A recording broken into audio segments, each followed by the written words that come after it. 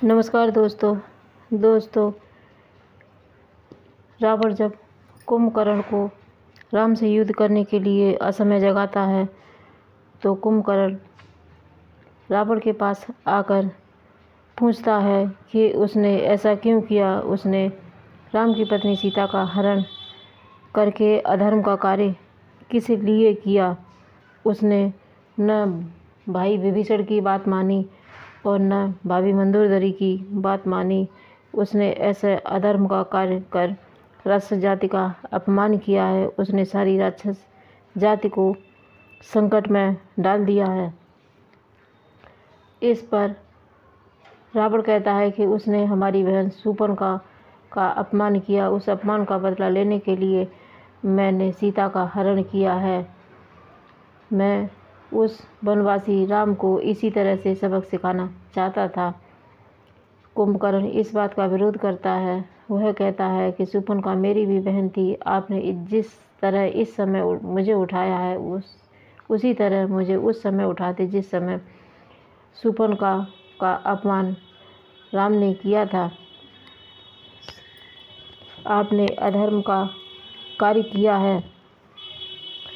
आपने किसी की भी बात नहीं मानी। आपने अपने मंत्रियों से भी विचार विमर्श नहीं किया। इस अधर्म का कार्य करने के लिए मैं आपका छोटा भाई हूँ। मैं आपका साथ नहीं छोड़ सकता, किंतु मैं यह अवश्य कहता हूँ कि आपने बहुत बड़ा अनर्थ किया है।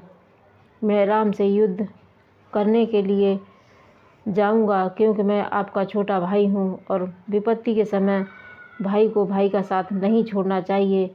विभीषण ने आपका साथ छोड़ दिया, किंतु मैं आपका साथ छोड़कर नहीं जा सकता। भले ही मैं युद्ध में मारा जाऊं या विजयी होऊं, परंतु मैं आपका साथ कभी नहीं छोड़ूंगा।